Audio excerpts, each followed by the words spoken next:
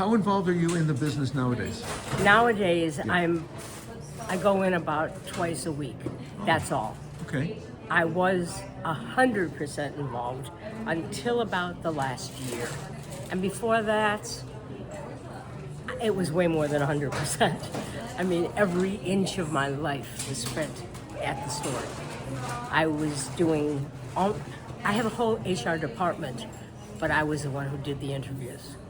I did the interviews because I could, and because that's what I'm best at. In fact, I hired Duncan because he gave me one hell of an interview. And I hired Chris 18 years ago. Now, were you primarily a music store? No, we've never been a music store. We were Your selling company is Full Compass Systems. Right. We sell professional audio, video, and lighting equipment. Used to be, wasn't it focused on, no pun intended, on AV and broadcast? Yes. Yeah. And we started out in the broadcast industry completely when it was a store of three of us. Actually, it was a store of two of us, basically.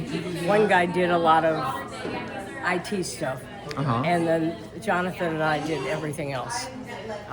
In fact, at the very beginning, we would go, because we were really poor, we would go to the library and take the big blue book that they had in the library, where they had every recording studio, every radio station, TV station in the country, all in the big blue book.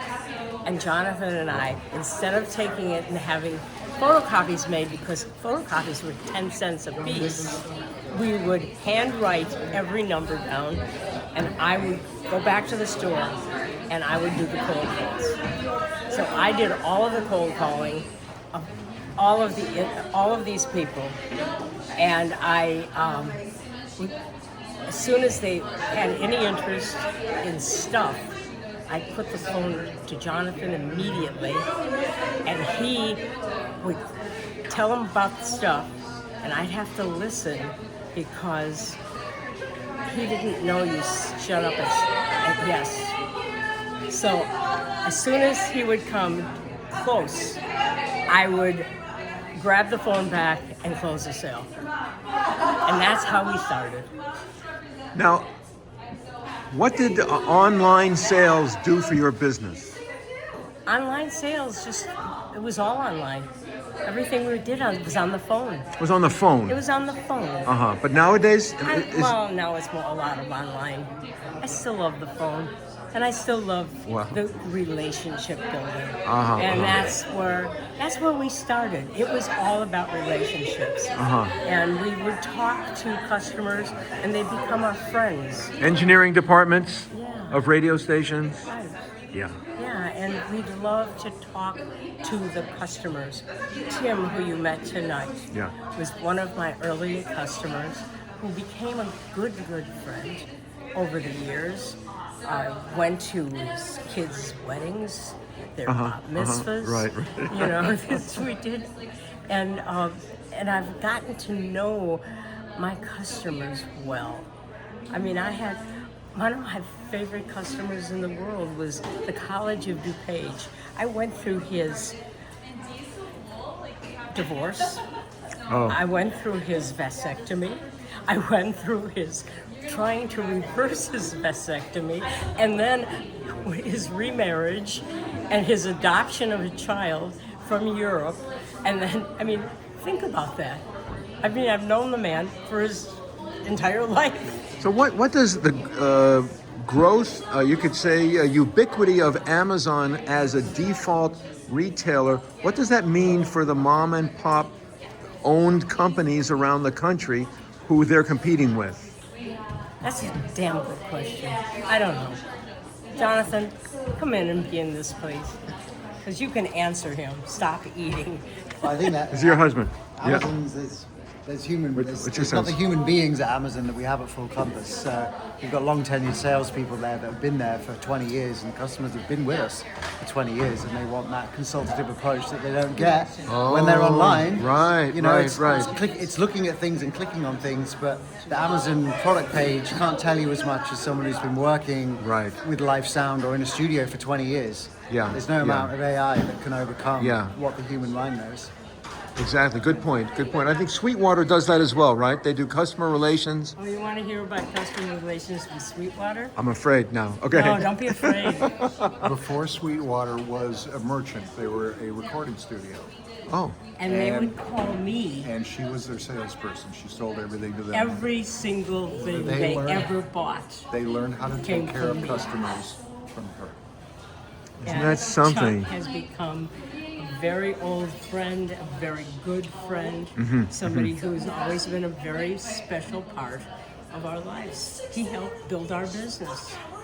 He would call me, or his ex-wife would call me on a daily basis to buy for the studio. They bought all of their tape from us, they bought all of their equipment from us. So it was wonderful, and it was fun. And so we've become friends over the years. I saw him yesterday with big hugs and kisses, and it was just wonderful. That is one of the things about the trade shows that is wonderful, is that on the street we're competitors. You know, we're all fighting for the same customers. But here we have a common cause. We are proponents for our industry, and we are colleagues. And we hope that most of our competitors think that way, because ultimately it's a tough industry to be in. So are consumers shopping purely on price, or are there consumers who will pay a little more to support They don't even have to. Nobody consciously pays a little more. Most of our prices are extraordinarily competitive. We don't have a choice. We have to compete.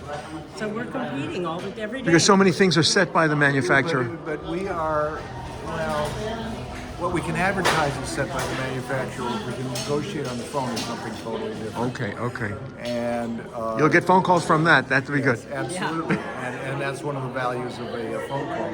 But the majority of our customers are professionals who have annual budgets. And so they need someone to work with where they have to go for the budget. So, you know, a typical customer of ours may be talking about a purchase for a year before it comes to fruition. Right. And yeah, you can go online and try and do it yourself, but working with professionals who make a living with equipment is very different than the consumer market. Right. Corporate sales, essentially. Corporate sales. Why do you think that you were selected for an award here at the SheRocks? SheRocks. Well, number one, I was in the first group of women to ever be on the NAMM board. Oh, okay. There were three of us. And this was after the NAMM was 110 years old. Because what kind of musical equipment or sound equipment would you be selling? Microphones or instruments? We've been the largest microphone dealer in the country for years. Microphones, yeah. So microphones is and very, speakers, very loudspeakers, amplifiers. amplifiers. Yes, all of that. Okay. Yeah, that kind of thing. But the largest mic dealer in the whole country is a big deal. You know, even with, and we became very close friends with people like Sam Ash, because Bernice and Jerry Ash became friends traveling with them. We were also very, very close to the Levins from Washington Music. We became close to all of the big individual music stores in the country, because manufacturers used to do phenomenal trips. And so we traveled with these people for years and years. And you know how we all kind of find each other? We don't. Yes, you do. You found me. Well, you're on the stage, you know, it's kind of easy. But what about the importance of real music education nowadays? Is that something that's close to your heart? Oh, absolutely. Because I was was on the second fly-in to Washington with NAMM. There was only one person who was on the first fly-in. I was on the second one with about 10 people altogether. And I went for 14 years in a row. And to learn to beg Congress to save music and the arts in public schools so children would have that part of the brain. Yeah, developed. Yeah. Is that still a national policy, or is it up to the states and the counties nowadays? It's very much up to the states, and that's why we had to talk to the Congress people. You know, like we have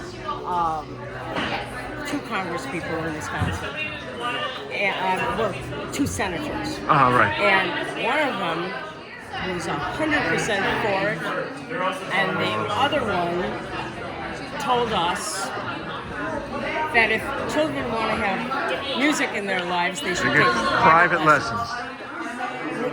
And you know how many people had been voting for him and stopped? Oh, really?